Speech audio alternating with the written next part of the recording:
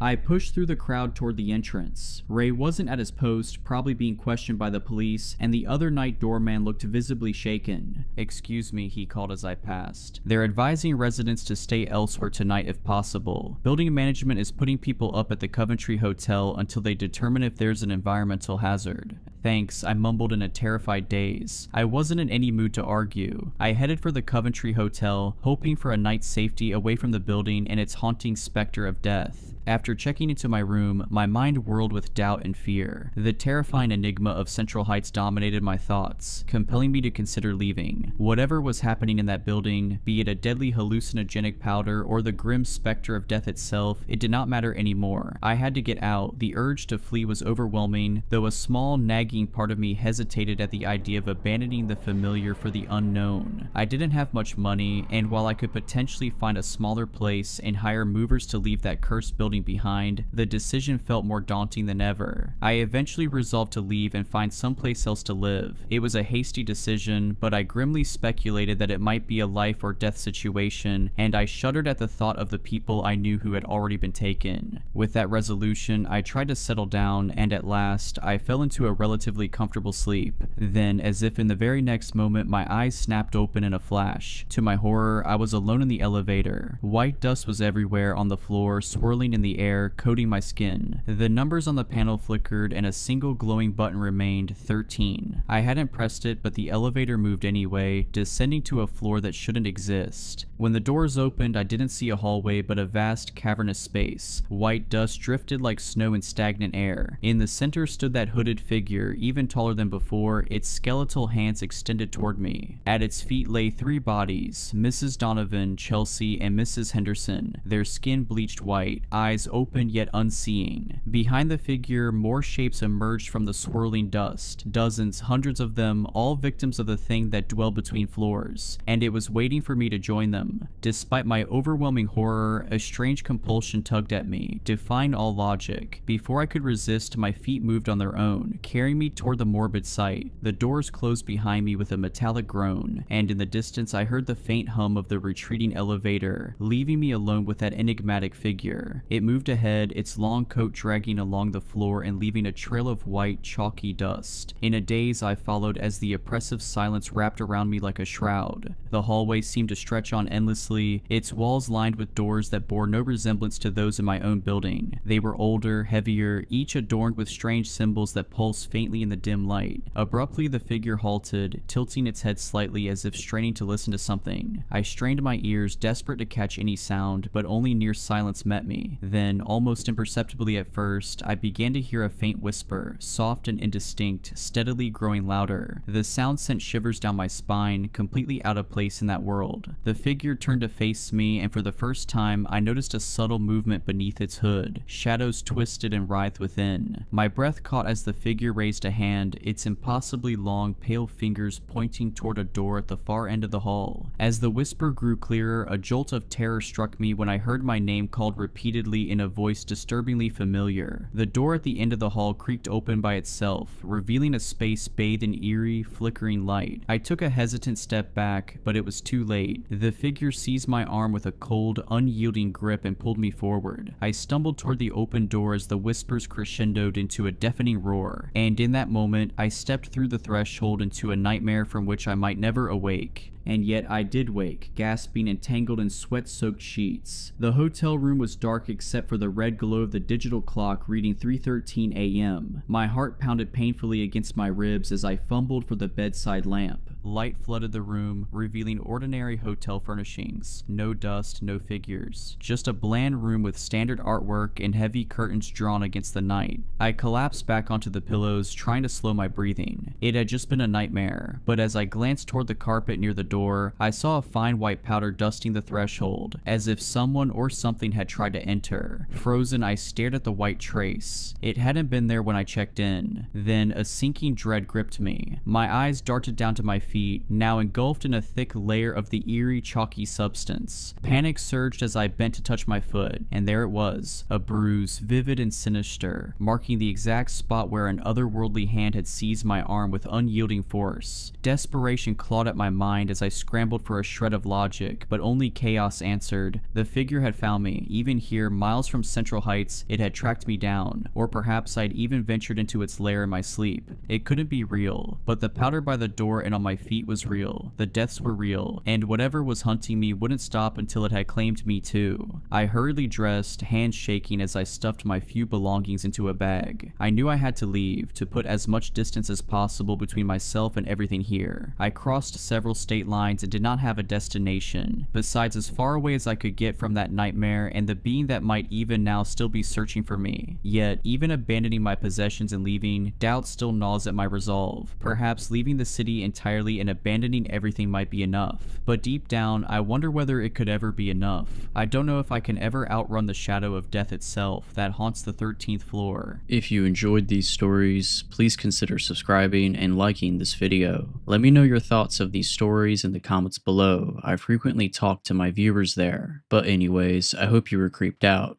Just kidding. Stay safe.